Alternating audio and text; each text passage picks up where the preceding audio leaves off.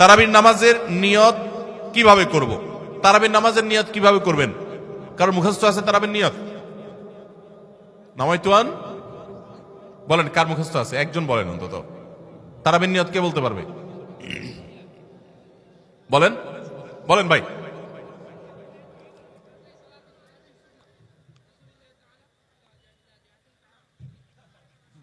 মাশাআল্লাহ মাশাআল্লাহ, এই ভাইয়ের পুরস্কার দেওয়া উচিত।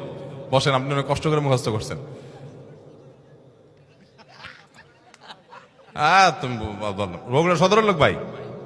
কালু কাহালু।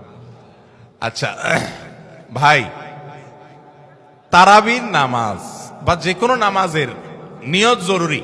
নিয়ত ছাড়া কোনো আমল হবে না। কিন্তু নিয়তটা হলো মনের ইচ্ছার নাম। নিয়তটা কিসের নাম? আমি ভাইকে দিয়ে নিয়তটা কেন শুনছি সেটা আপনারা জানেন? জানেন না আপনারা? আমি ওনাকে দিয়ে কেন শুনলাম বলেন তো?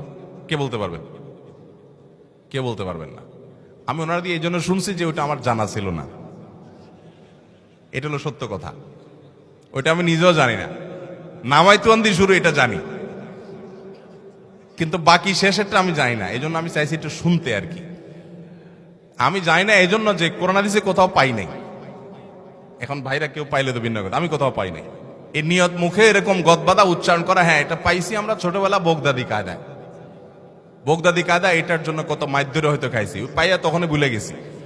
এটা পরবর্তীতে কোরআন হাদিসে যেহেতু পাই নাই, এই জন্য আর আমরা ওটা মুখস্থ করি নাই। ভাইরা আমার, নামাজের জন্য এরকম নামাইতুয়ান, এরকম গদবাদা যে দোয়া আমরা শিখেছি, এগুলোর কোনোটি কোরআন বা সুন্নাহর কোথাও আমরা নিয়ত করব মন থেকে যে আমি তারাবির নামাজ পড়ছি, বাস এটা আমার ইন্টেনশন আছে, নিয়ত আছে, মনে আছে, এটাই যথেষ্ট। মুখে উচ্চারণ করা জরুরি না, এবং মুখে উচ্চারণ করা এটা সুন্নাহও না। নবী সাল্লাল্লাহু আলাইহি ওয়াসাল্লাম শেখানো না এটা আমাকে। ইবাদত করতে হবে তার পদ্ধতিতে। কোনো হাদিসে যদি উৎসাহ দেওয়া না থাকে, আমি কেন সেটা করতে যাব, কসরত করতে যাব? তবে হ্যাঁ, নিয়তটা হলো অন্তরের ইচ্ছার নাম, সেটাই যথেষ্ট। আলাদা মুখে নামাইতুয়ান পড়ার দরকার নেই।